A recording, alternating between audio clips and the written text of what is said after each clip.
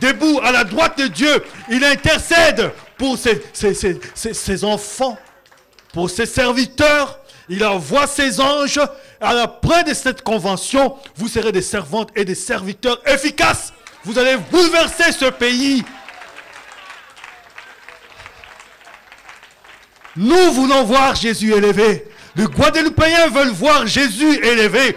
Nous ne voulons pas voir une religion, mais Jésus vivant et véritable. Alléluia, alléluia, alléluia. Il va réellement se manifester dans votre vie. Votre vie va changer. Vous ne serez plus la même personne. Ces enseignements vont booster votre vie. Vous allez apporter l'évangile dans cette île.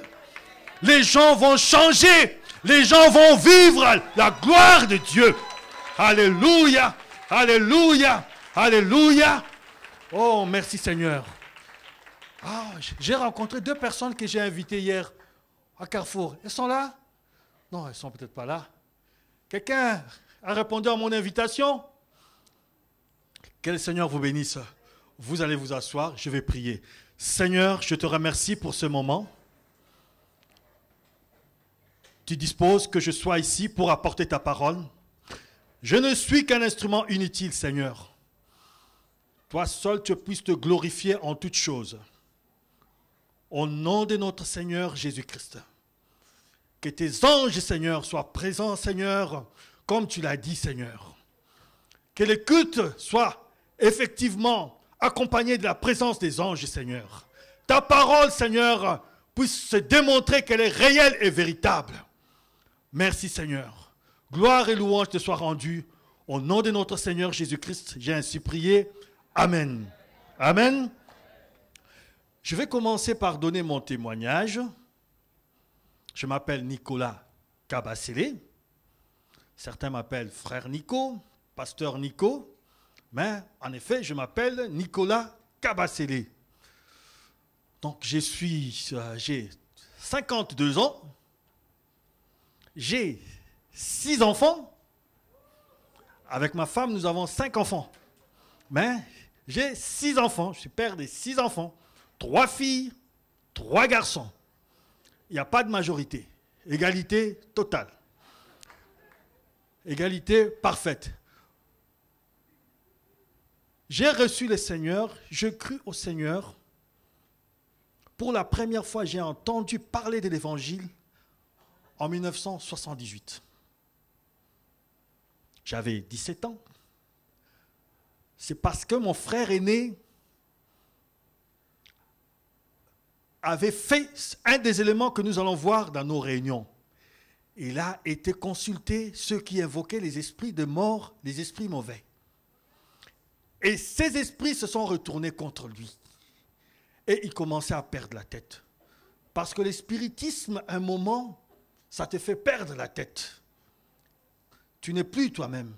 Et il commençait à perdre la tête. On s'est dit, on était à l'internat, on s'est dit, il faut qu'on aille voir les parents. Parce qu'un enfant, quand il est bouleversé, il s'est dit, je vais voir ma mère, mon père, peut-être qu'ils peuvent faire quelque chose pour moi. C'est leur soutien. Et avant d'y aller, on est allé voir une copine à maman. Cette copine nous a dit, mais à votre maman, je lui ai toujours dit, elle a toujours été maladive ou maladive. Ce qui se passe dans sa vie, c'est le diable.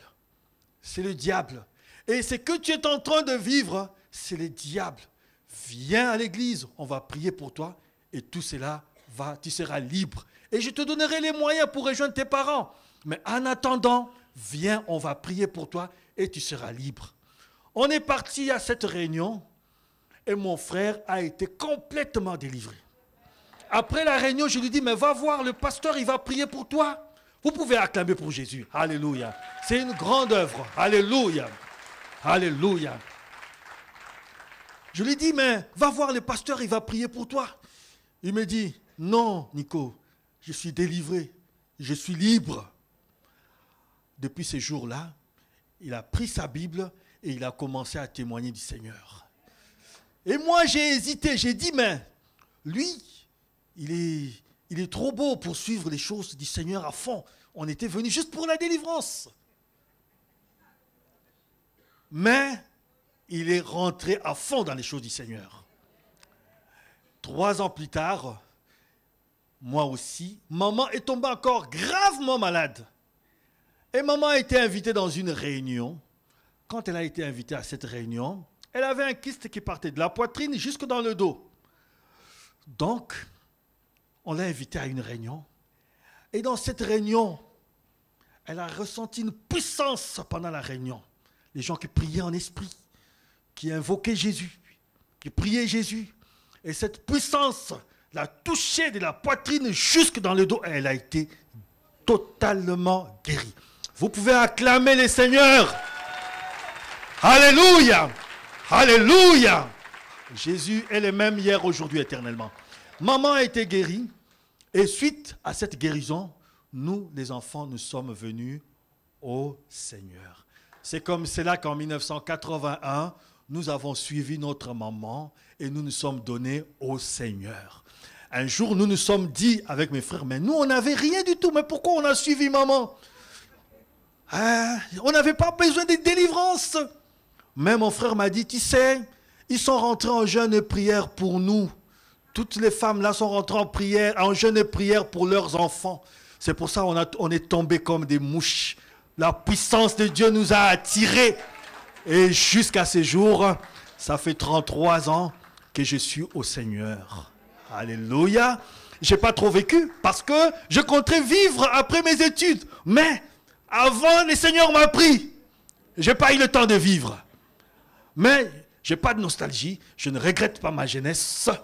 Parce que le Seigneur est tellement merveilleux. À chaque jour suffit sa peine. Chaque jour, j'ai une nouvelle chose, une nouvelle vie que j'apprécie mieux que ma vie passée. Dans le Seigneur, il n'y a pas de nostalgie. Parce que le Seigneur nous fait voir toujours des grandes choses.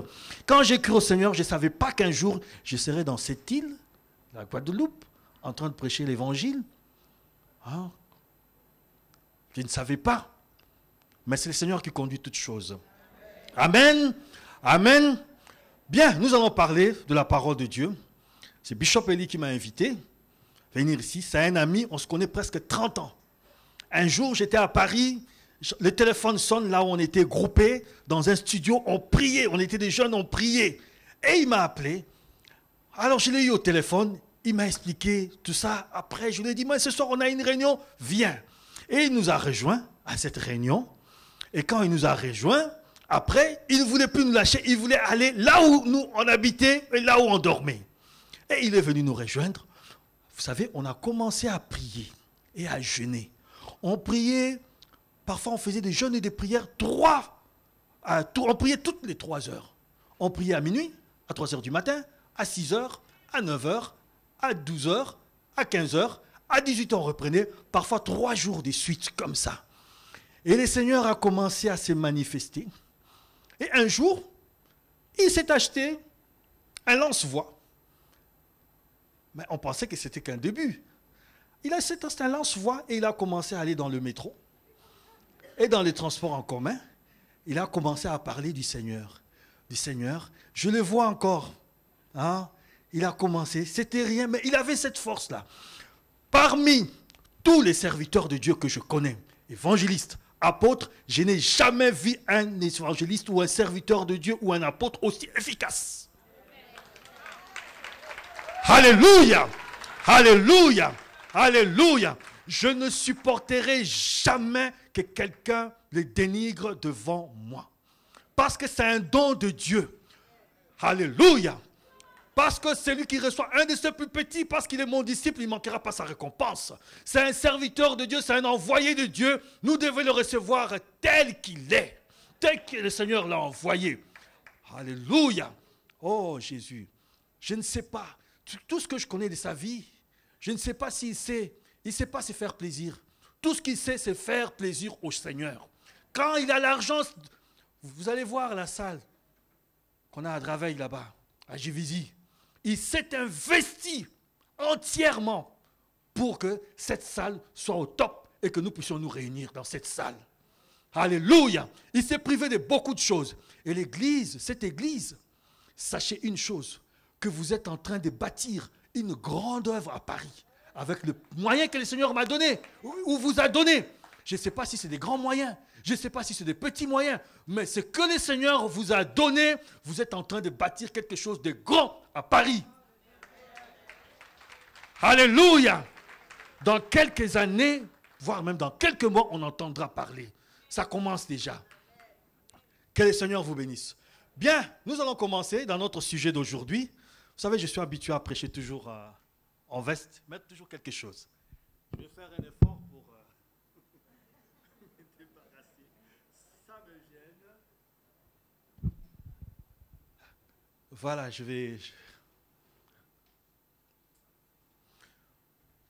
Voilà, nous allons parler de l'homme et le monde spirituel. Le monde spirituel est essentiel dans notre vie de tous les jours, voire même les scientifiques en parlent.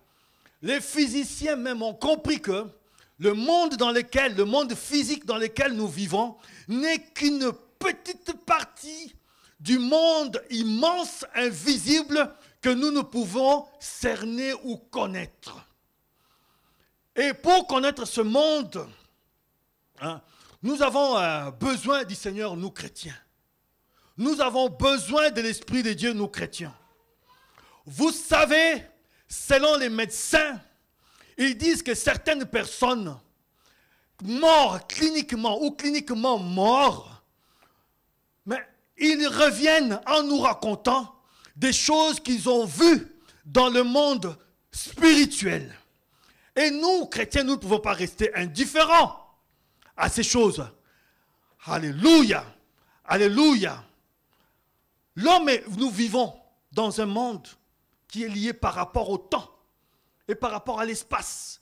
Guadeloupe, métropole, 2010, 2014, nous vivons dans ce monde-là.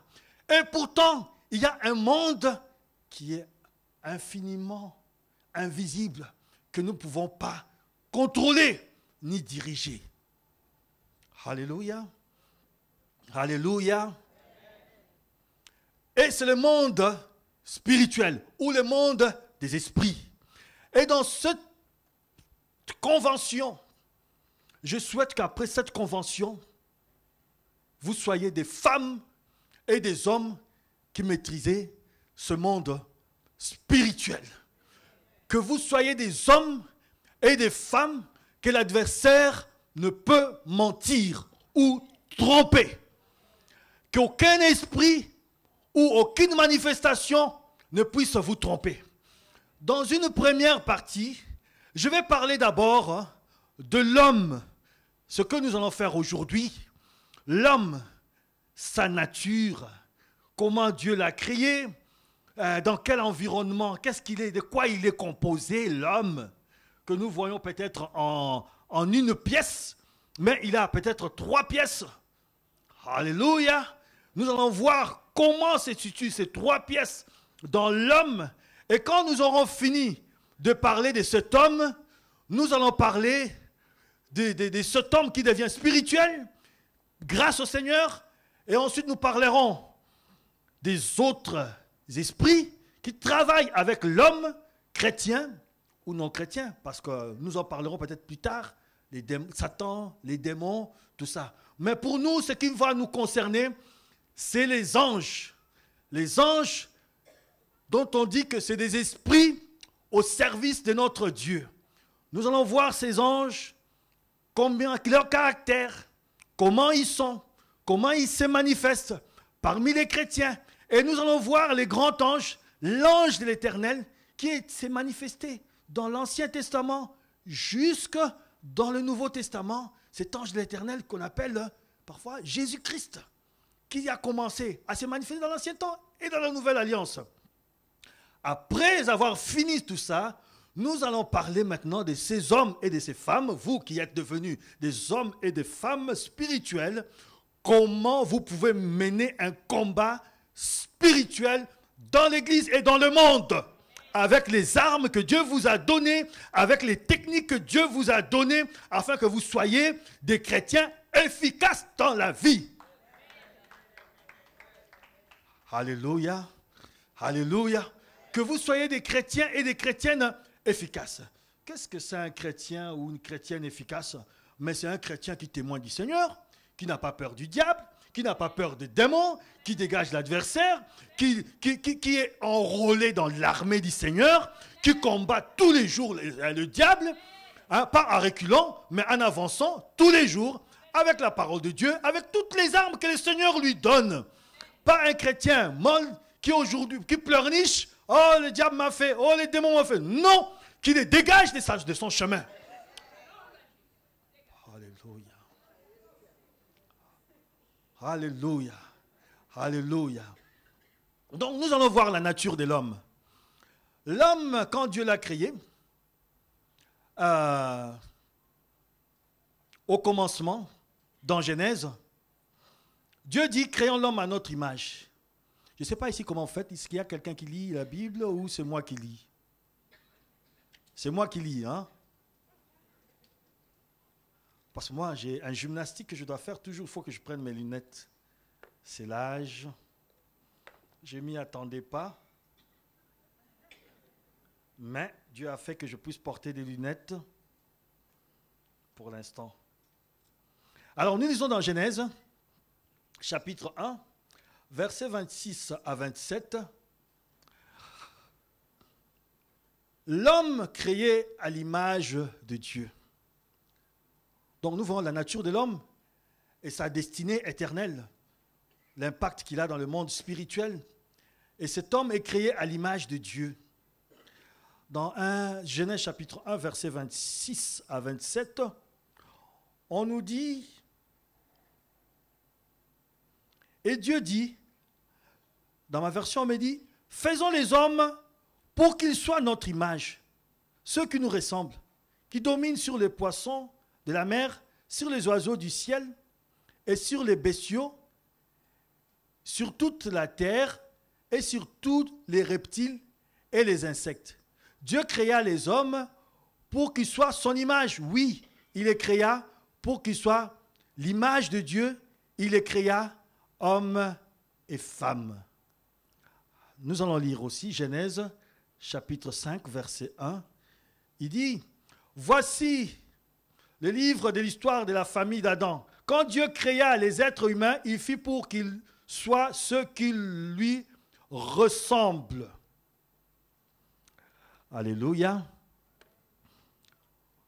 Quand Dieu a créé l'homme, l'homme n'était pas loin de ressembler à un animal. Quand on le prend de la poussière, son corps, son âme, il n'était pas loin de ressembler à un animal. C'est pour ça que dans la Bible, on nous parle de l'homme animal. Et Dieu dit que créons l'homme à notre ressemblance. Dieu est amour. Dieu aime l'homme. Il a créé pour qu'il soit comme lui. Quelqu'un avec qui il devait être en communion. Parce que Dieu est esprit. Et ceux qui l'adorent doivent l'adorer en esprit et en vérité. Donc, en face de lui, il avait besoin de quelqu'un qui a son esprit et qui l'aime et qui l'adore. C'est pour ça qu'il a créé à son image et à sa ressemblance pour qu'il soit en communion avec lui. Dieu lui a donné un esprit pour qu'il puisse communier avec lui, communiquer avec lui. Qui s'assemble, dit-on, se ressemble. Alléluia.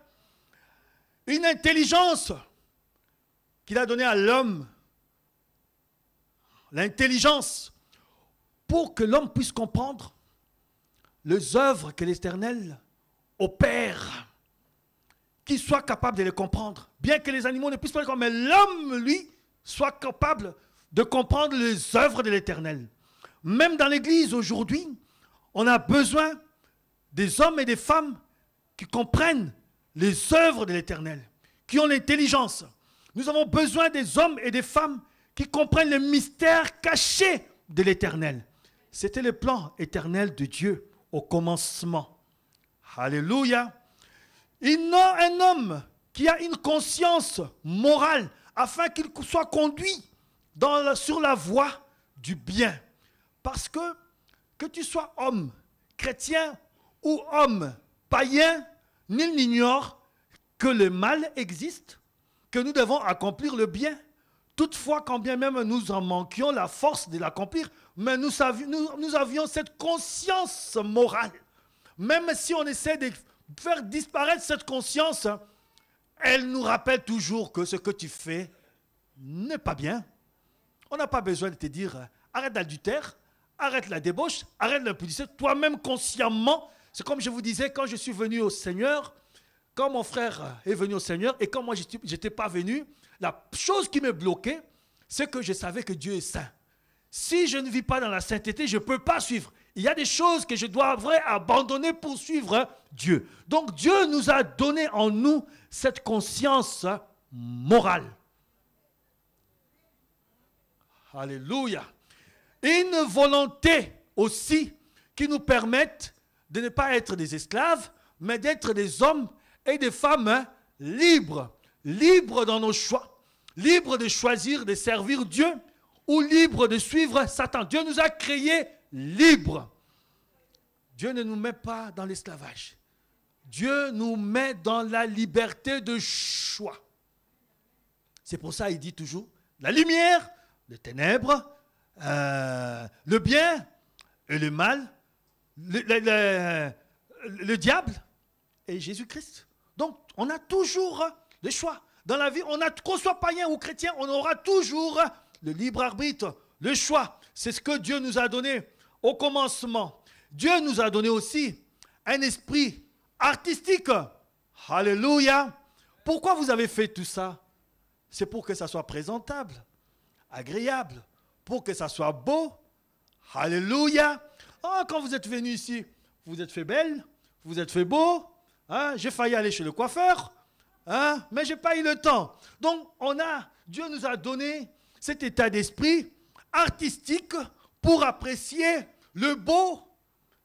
Hein? Comme certains disent, quand Dieu créa, il dit tout était bon.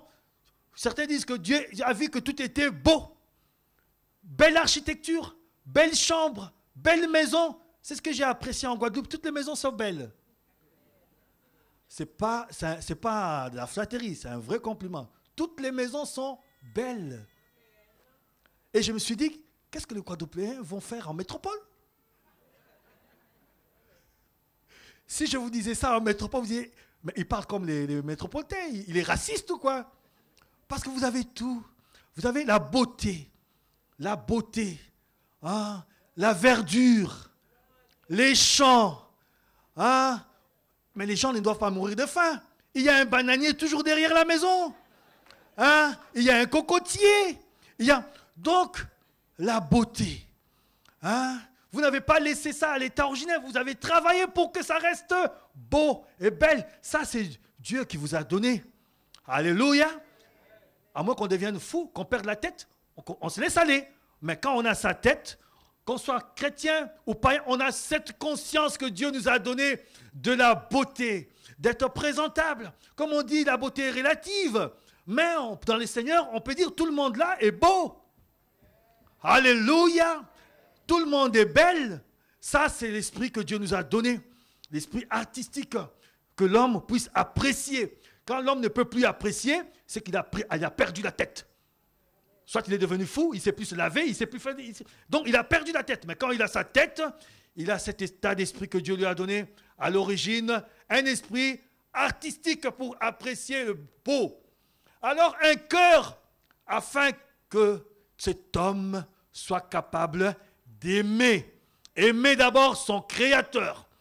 Quand Jésus vient, il ne change pas. Il dit, tu aimeras Dieu de tout ton cœur. C'est ce qui était écrit. Mais il dit encore, et ton prochain comme toi-même.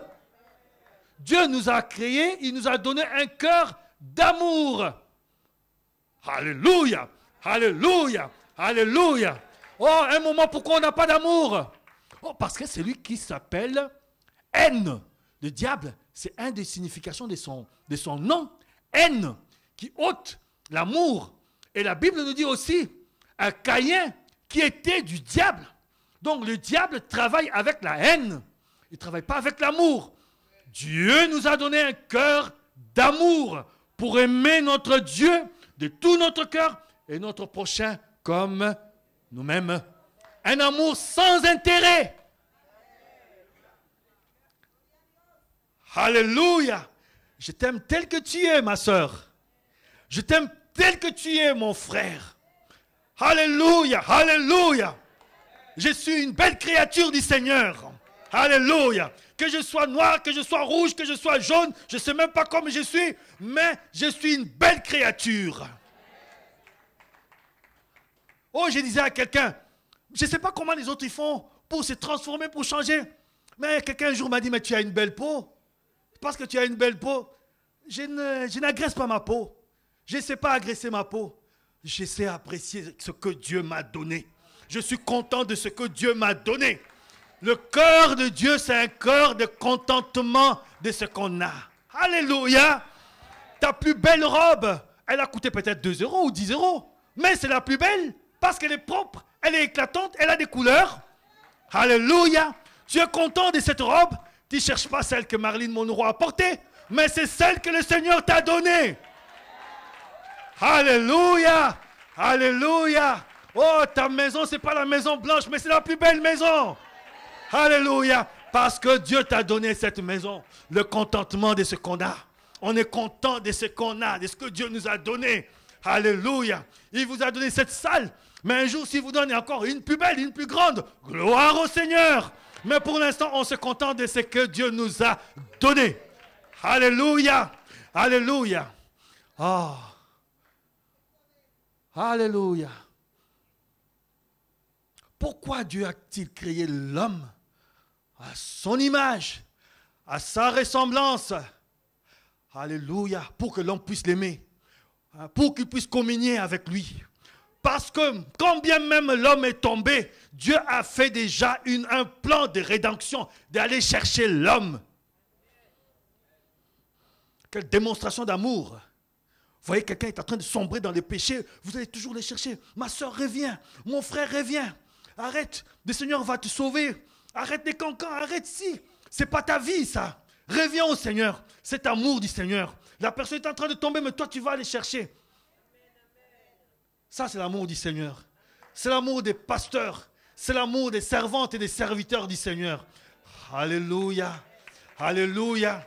Dieu, quoique l'homme a chuté, il a déjà fait le plan pour le relever. Il a déjà prévu la croix que Jésus allait venir. La postérité de la femme, dit la parole de Dieu, t'écrasera la tête et tu lui blesseras les talons. C'était déjà la promesse de la rédemption. Alléluia. Redemption, dit-on en anglais. Redemption. Vous savez, ce mot-là, il est vraiment fort, ce mot-là. Alléluia. C'est de la terre jusqu'au ciel qu'on te ramène. De la poussière jusqu'au ciel qu'on te ramène. Par la puissance de Jésus-Christ. Dans la boue du péché jusqu'au ciel qu'on te ramène. Afin que tu retrouves ton Créateur. Tu repartes à l'origine.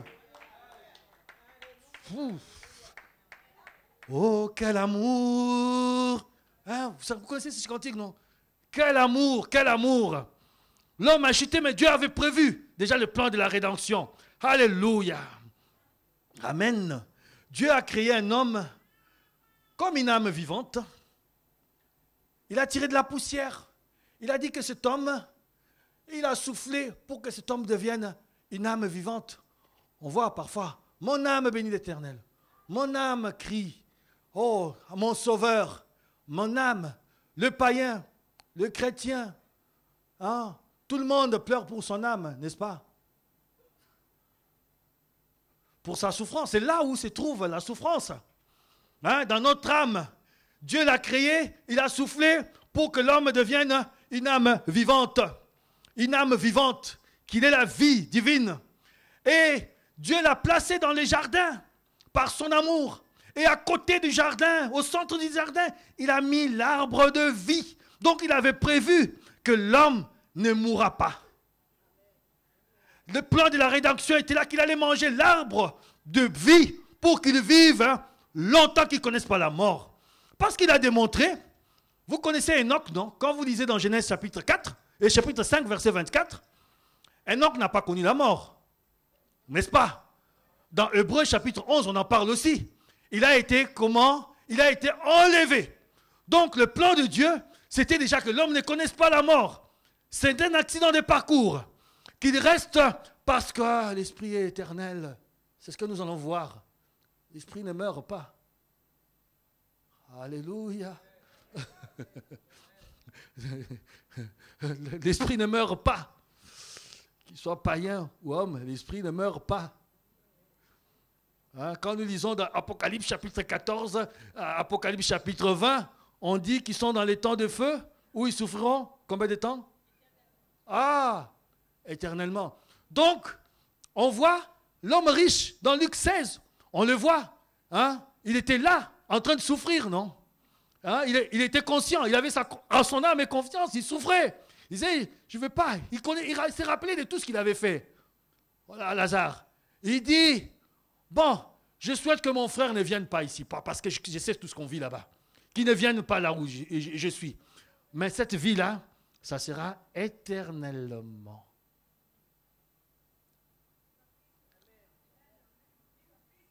Ce n'est pas la fin après la mort. Ça continue. C'est pour ça, il est temps que tu acceptes Jésus-Christ comme ton Seigneur et ton Sauveur, celui qui te conduit, celui qui te sauve. Il est temps. Il est temps. Si tu venais à l'église pour venir, mais il est temps que tu te repentes, que tu suives les seigneurs réellement. Parce que quand nous aurons encore un temps où nous allons voir le diable et les démons. Parce que un mot qui concerne encore le diable, la signification de ce nom, c'est calomniateur. Calomniateur veut dire parler de manière à nuire.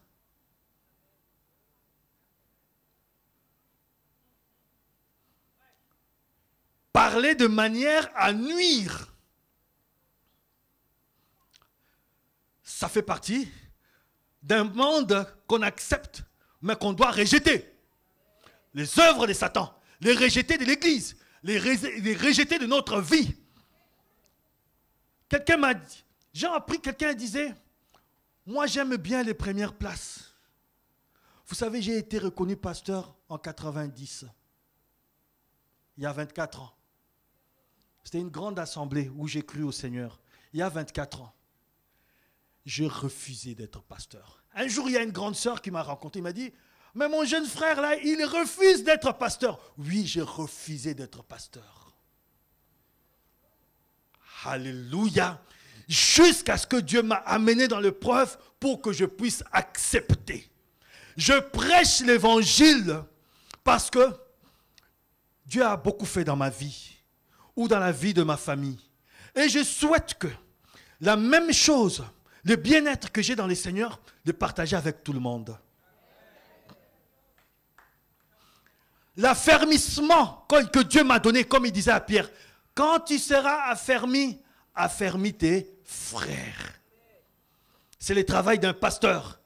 C'est le travail d'un ministre de Dieu. Affermir les autres. Ce n'est pas une question de place. Il n'y a qu'une place dans l'église. Le trône de Dieu.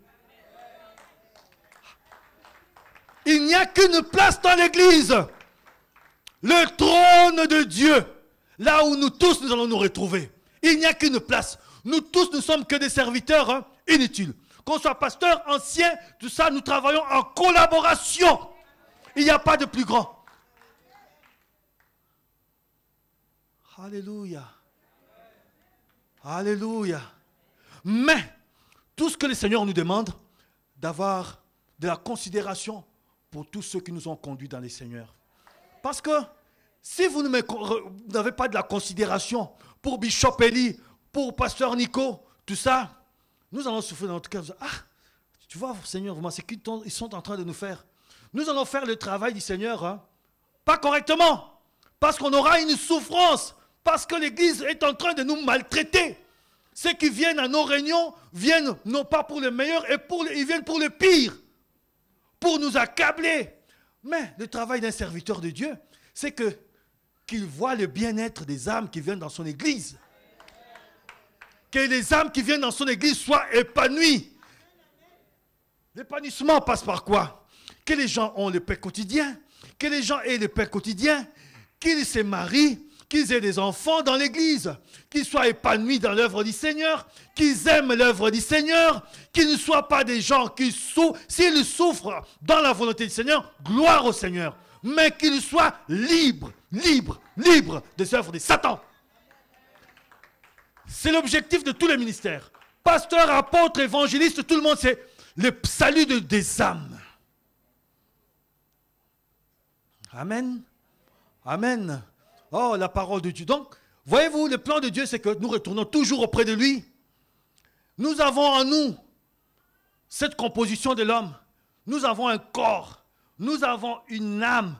Nous avons un esprit. Nous avons un corps. Alléluia. On nous dit dans 1 Corinthiens, je crois, 1 Corinthiens, chapitre 6, verset 19, votre corps est le temple du... Vous devez l'entretenir. Ce corps qui est le temple du Saint-Esprit, vous n'allez pas le détruire. Avec quoi? Hein? Le détruire avec la débauche. Ce corps est le temple du Saint-Esprit. Saint-Esprit. Alléluia. Tout ce que tu fais, demande-toi si le Saint-Esprit est d'accord. Tout ce que tu dis, pose-toi la question si le Saint-Esprit est en accord avec toi. Parce que tu es le temple du Saint-Esprit. Le temple de Dieu. Vous êtes venus ici. C'est parce que c'est la réunion, un culte des chrétiens, non? N'est-ce pas? Pourquoi vous n'êtes pas venus en maillot de bain? Hein? Même vos enfants, pourquoi vous ne les avez pas ramenés nus? Pourquoi vous n'avez pas ramené votre cigare ou votre cigarette? Pourquoi vous n'insultez personne là où vous êtes? Peut-être vous le faites chez vous, mais pourquoi vous ne le faites pas là? On dit, c'est l'église, c'est l'assemblée. Mais on nous dit, ton corps, c'est le temple du Saint-Esprit. C'est la maison. C'est pour ça, parfois quand je prie pour la délivrance des gens, quand les moments sont difficiles, je dis à l'esprit mauvais, ce corps, il a été créé pour pour qu'il soit le temple du Saint-Esprit. Toi, tu n'es qu'un squatteur. C'est pour ça quand on voit les démoniaques qui avaient les démons, qui étaient dans les cimetières, quand ils ont vu Jésus arriver, ils ont Jésus, fils de Dieu, tu es venu pour nous perdre. Parce qu'ils savaient qu'ils étaient des squatteurs. Ce n'était pas leur maison. Donc le diable n'a pas le droit, ou un démon n'a pas le droit d'habiter ce corps. Qu'il soit païen ou chrétien, il n'a pas le droit. C'est la maison de Dieu. Dieu n'habite pas dans ce qui est fait des mains d'hommes, mais ce que lui-même a créé. Qu'est-ce qu'il a créé? L'homme à son image. C'est sa maison, c'est son temple. Donc si tu reconnais ton corps comme le temple du Saint-Esprit, donc tout Seigneur, tout honneur. Que ce soit chez toi, que ce soit ici, que ce soit à ton travail, tout Seigneur, tout honneur. Que ton corps soit réellement reconnu comme le temple du Saint-Esprit. Alléluia. Ce corps qui a été tiré de la poussière. Alléluia. Ton âme, tu cries, Seigneur, je souffre. Seigneur, on m'a fait ci. Ah, je suis triste. Ah, tu as des sentiments de tristesse. Tu as des sentiments de découragement. Cette maison-là, là où toutes ces choses habitent, c'est dans l'âme. L'âme. Là où résident tous les sentiments. Hein? L'âme, il coopère beaucoup avec le cœur. Hein? Quand il a reçu les sentiments, il envoie au cœur. Hein? Comme on dit dans la Bible, on dit, un homme s'attacha à Dina, non? Dina, le fils de Jacob.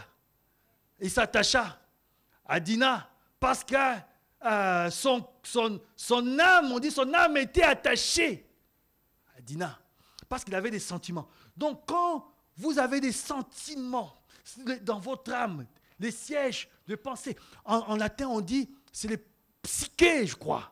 Hein, ce qui a donné à la science la psychologie. Hein, c'est là où réside tout ce qu'on emmagasine. C'est dans notre âme, ce qui donne les sentiments. C'est dans notre âme qu'on a des sentiments religieux. Quand je vais à l'église, je me tiens comme si. Quand je rentre chez moi, j'ai fait autre chose. C'est ma vie. C'est l'âme qui commande tout ça. L'âme religieuse qui a des sentiments religieux. Hein? À mon travail, j'agis comme ça. Si tel me fait ci, je rends la monnaie. C'est l'âme qui régorge tous ses sentiments. Ton âme qui prend tous ses sentiments. Alléluia, les sentiments religieux, les sentiments mondains, tout ce que tu as accumulé. Les samedis soirs, je dois aller en boîte, je dois danser pour me défouler. C'est dans ton âme. Tous les week-ends, tu le fais parce que c'est dans ta pensée, dans tes habitudes, c'est dans ta religion, c'est dans ta coutume. C'est comme ça, c'est dans ton âme. Je suis comme ça, je suis né comme ça. C'est dans ton âme. L'homme devient une âme vivante. C'est dans ton âme. Alléluia. Alléluia. Alléluia. Le païen, celui qui ne connaît pas Jésus-Christ, il marche par rapport au sentiment, par rapport à son âme. Les chrétiens, ce n'est pas un religieux. Les chrétiens, ils ne se limitent pas seulement au niveau de l'âme et du cœur. Là où les pensées, j'ai des pensées pour cette sœur. Après, le cœur envoie. Pam, pam, pam. Mais le chrétien et le païen, ils sont pareils. Mais le chrétien né de nouveau, qui est régénéré. Romains chapitre 12, verset 1 nous dit, « Soyez renouvelés par votre intelligence. » Votre intelligence. Alléluia. Quelle pensée mondaine. Quand je vois un homme, j'ai juste une arrière-pensée. Quand je vois une femme, j'ai une arrière-pensée. Ça, c'est la pensée mondaine. On n'a pas renouvelé. Nous sommes frères et sœurs dans les Seigneurs.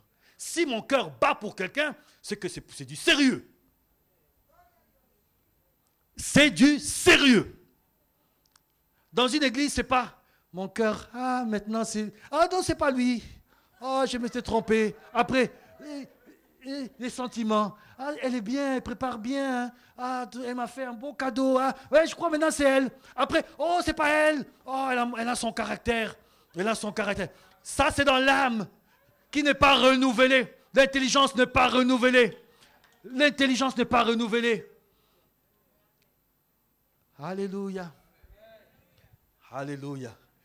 Il faut naître de nouveau, il faut tout recommencer. Annuler la vie passée et repartir à zéro, avec Jésus pour berger. Alléluia. Alléluia. Tu ne peux pas partir à zéro de toi-même. C'est pour ça que nous avons dit, l'homme et le monde spirituel. Tu ne peux pas rentrer dans la vie spirituelle tout seul, mais tu peux y rentrer avec l'Esprit de Dieu. Alléluia. Alléluia. Jésus a dit, sans moi, vous ne pouvez rien.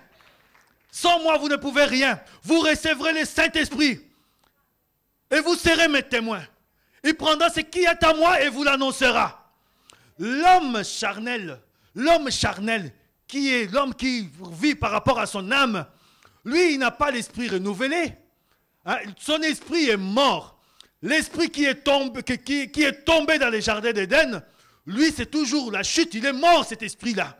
Chez l'homme païen. Mais chez le chrétien, cet esprit est revenu en vie. Quand on rentre dans la nouvelle naissance, Dieu nous donne son esprit. On revient au commencement.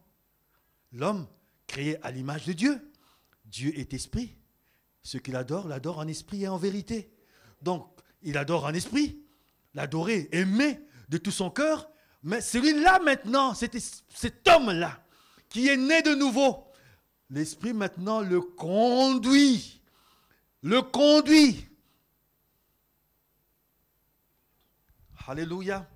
Dans ma version, on dit le païen, lui, c'est l'homme livré à lui-même. Mais le chrétien, lui, c'est l'homme uni à Christ. Si nous avons, les apôtres, ils ont connu Christ selon la chair, mais nous ne l'avons pas connu selon la chair. Moi, je n'ai pas vu Jésus physiquement. C'est ça, physiquement, la chair. Nous le connaissons selon l'esprit. Et si nous vivons en l'esprit, Nous serons comme lui, nous serons en communion avec lui. Alléluia. Le païen n'a pas cette force parce que son esprit n'est pas régénéré. Toi qui es chrétien, qui as un esprit régénéré, Dieu te donne cette force-là, cette capacité-là d'obéir, de ne plus obéir, de ne plus obéir à la chair, à l'âme. Alors c'est pour ça qu'on dit, celui qui est né de nouveau, est né d'eau et d'esprit. Dans ma version, on dit qu'il est né du ciel. Il est descendu du ciel. Le vent souffle où il veut. On en entend le bruit. On ne sait d'où il vient. On ne sait où il va. Il en est esprit de celui qui est né de l'esprit. Dieu te prend. Il met en toi son esprit. Et il te conduit dans une vie que tu n'as jamais vécue. En nouveauté de vie. Jusqu'à t'amener de là où tu es sorti. Là où il t'a créé. Jusque dans l'éternité. Alléluia. Alléluia. Jusque dans l'éternité. Alléluia. Ah. Là maintenant, l'âme est obligée de suivre. Même le corps est obligé de suivre. Parce que c'est ce qu'on dit. Quand les chrétiens vont ressusciter, ils vont ressusciter avec quel corps? Un corps céleste. Pas un corps animal ou un corps terrestre. Ils vont ressusciter avec un corps céleste, avec un esprit céleste. C'est juste avec cet esprit céleste qui te conduit, qu'on suppose comme un avion qui t'amène jusqu'auprès du Seigneur. Alléluia. Alléluia.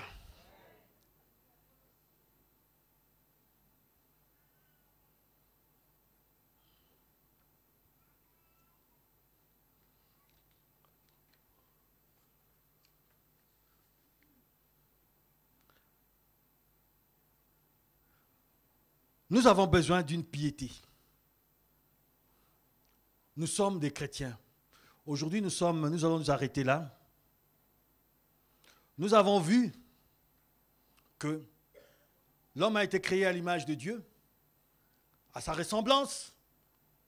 Cet homme, Dieu a fait de cet homme, de cette femme, une âme vivante. Il avait son esprit pour qu'il communie avec lui dans un sens d'amour et de communion avec Dieu. Et cet homme a chuté. Il a été corrompu. Son âme a été corrompue. Et c'est en Jésus-Christ qu'on retrouve la régénération. Et quand on retrouve cette régénération, on peut être en communion avec le Seigneur. Amen. Amen. En guise d'exemple, je vais prendre un exemple d'un chrétien, de quelqu'un qui suit le Seigneur. Pierre, quand il était à la montagne de la transfiguration avec le Seigneur,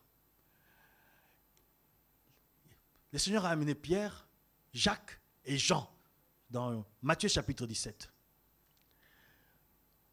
Quand ils ont vu Jésus transformé, c'est-à-dire transfiguré, et à côté de lui, il y avait Moïse et Élie. Jésus les a conduits dans ce monde spirituel. Ils ont reconnu Moïse et Élie. Ils ont trouvé que le Seigneur n'était plus la même personne. Ses vêtements étaient plus éclatants. Son visage était lumineux. Et autour de lui, il y avait Moïse et Élie. Ils n'ont pas supporté cette présence. Alléluia. Ils n'ont pas supporté cette présence. Parce que Pierre et les apôtres, ils allaient dans leur service à l'égard du Seigneur selon un mandat. Le Seigneur dit, allez faire ci. Ils vont faire parce que le Seigneur les a envoyés faire ci, faire ça. Amen. Amen. Pierre, quand on vient arrêter les seigneurs, ou quand on a arrêté les seigneurs, il a régné les seigneurs. Il avait peur pour sa vie. C'est les sentiments qui sont dans l'âme. Hein? Ça traduit les chrétiens qui est encore charnel, hein? Qui n'a pas l'esprit qui le conduit. Hein? Il avait peur pour sa vie, pour des sentiments. On va me frapper, on va m'arrêter, on va me torturer, on reste me tuer. Il avait peur. L'homme charnel, pas l'homme spirituel. L'homme encore, qui suit le Seigneur, mais qui est encore charnel. Amen. Il avait peur, il ne supportait pas la présence du ciel, la présence spirituelle. Il était encore charnel. Alléluia. Mais il aimait le Seigneur. Parce que le Seigneur dit, même tu Pierre, Pierre était touché, dit, tu connais toutes choses, tu sais que je t'aime. Mais il n'avait pas la force de suivre le Seigneur. Il ne pouvait pas supporter cette vie spirituelle. Ça peut être ton cas. Tu as peut-être peur de témoigner du Seigneur. Tu as peur d'aller plus loin avec le Seigneur. Je suis aussi passé par là, dans ma vie chrétienne. Vous savez, quand on rentre dans le monde d'esprit, c'est vraiment quelque chose de fort.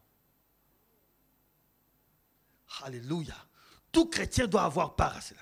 Et on voit maintenant Pierre au chapitre 12 des Actes des Apôtres. Pierre est prêt à aller à mourir pour le Seigneur. Il est en prison. Un ange, il rentre dans ce monde spirituel où un ange vient le chercher. L'ange le frappe. Lui, il croit que c'est une vision. Il frappe. Réveille-toi. Et il y avait une sécurité pour qu'il ne s'en sorte pas. On frappe. Pierre se réveille. On dit, bon, mets ta ceinture. Et ce n'est pas lui qui met sa ceinture. Hein, parce que le Seigneur lui avait dit, quelqu'un d'autre te ceindra. Mais il le fait sous l'inspiration. Lui-même, il ne pouvait pas se lever. Il met sa ceinture. On dit, bon, suis-moi. Il suit l'ange. L'ange est venu le libérer. En ce moment-là, Pierre peut supporter l'ange. Il croit que c'est une vision. Il croit que c'est un ange.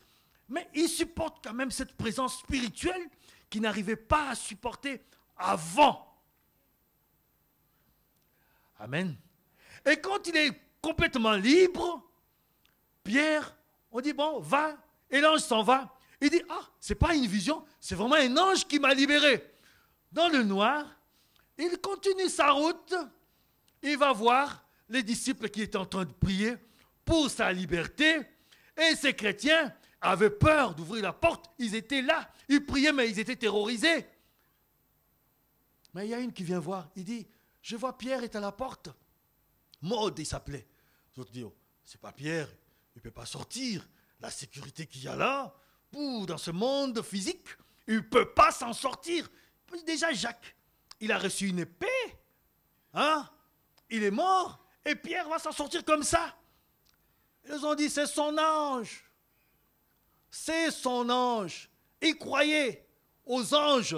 Son ange qui peut venir leur annoncer que, bon, voilà les nouvelles de Pierre. Mais ils ne croyaient pas à l'ange qui va dans le monde physique et spirituel pour libérer Pierre des pièges d'Hérode. Parce que Hérode voulait la gloire.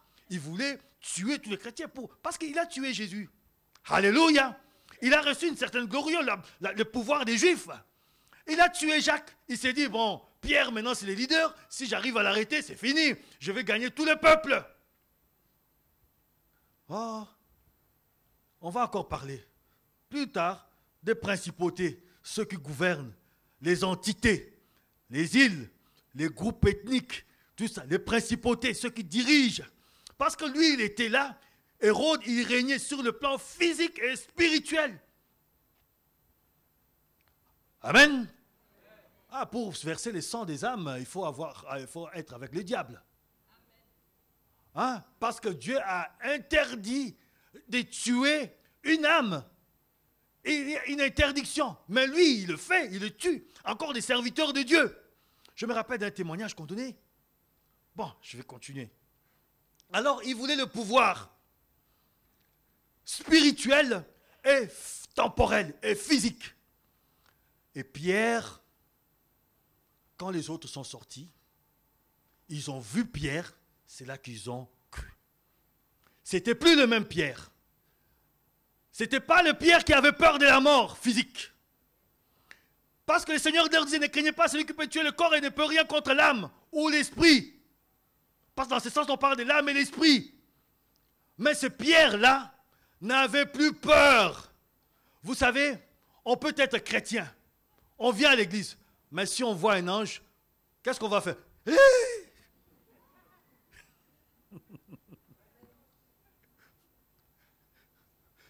Il faut une certaine hauteur dans la chrétienté. Il faut une certaine hauteur dans le monde spirituel pour supporter la présence d'un ange.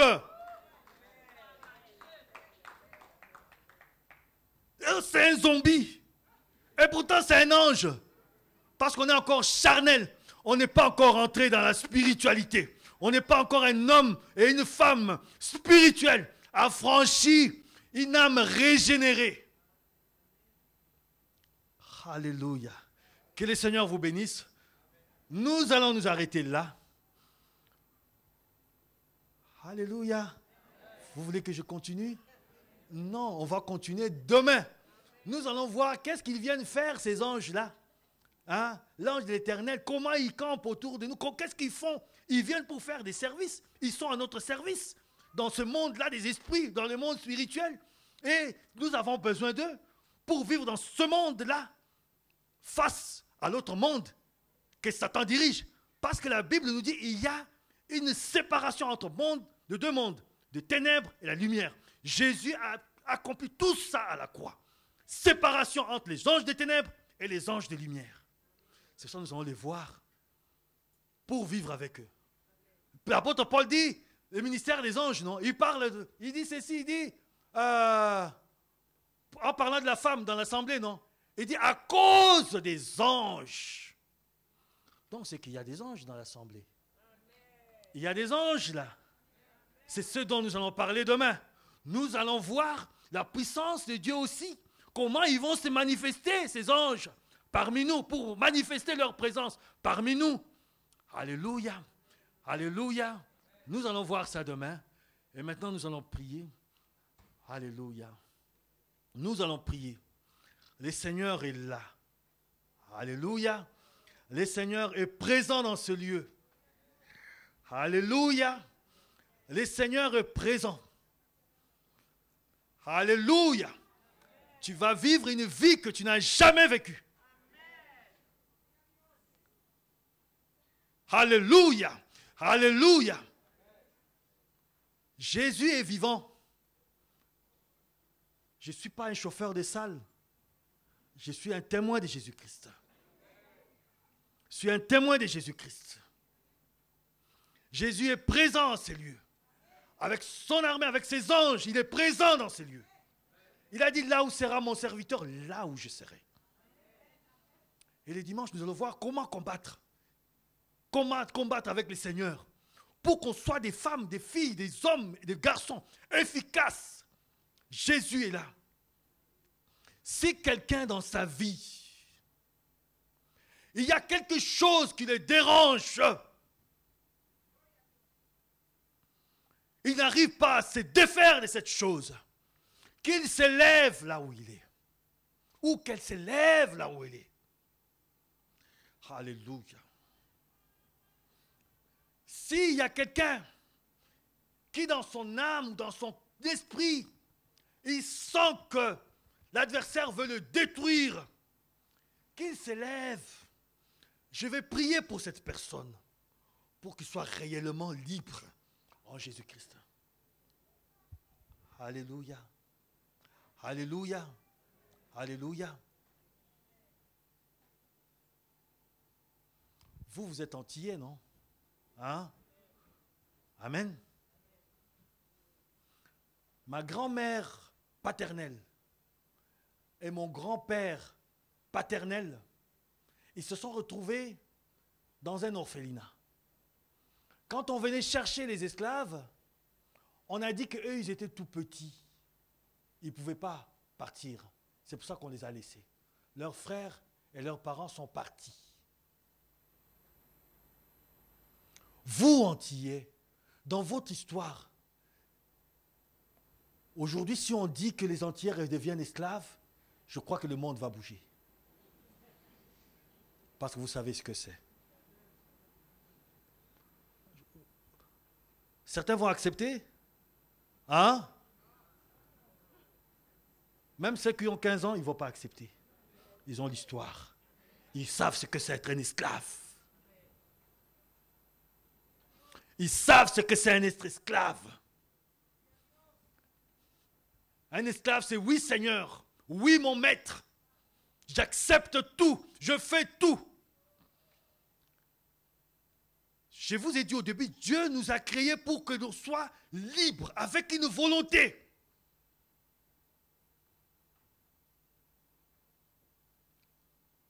Personne n'a droit d'être servant, comment dirais-je, esclave de Satan ou d'un esprit quelconque. Au nom de notre Seigneur Jésus-Christ. C'est pour ça, quelqu'un est mort pour que tu sois libre. Quelqu'un est mort pour que tu sois libre. Il a payé son sang. Une vie a été donnée. Une vie humaine a été donnée pour que toi, tu sois libre. Il a triomphé à la croix pour ta liberté. Alléluia. Alléluia. Alléluia. Pour que vous soyez libres.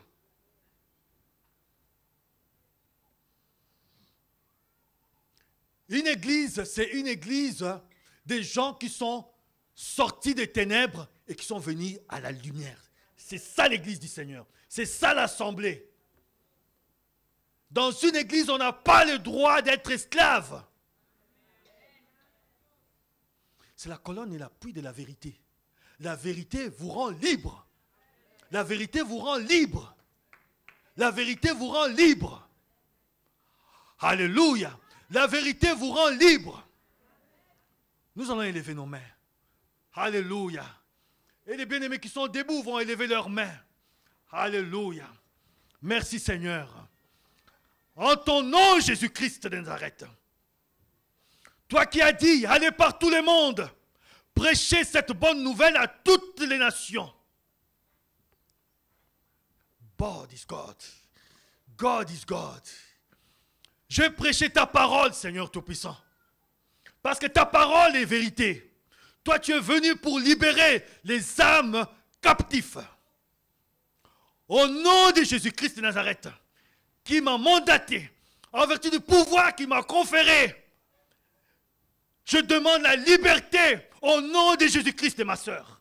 La liberté de mon frère. La liberté de toute personne qui est en ce lieu, Seigneur Tout-Puissant. Alléluia. Alléluia.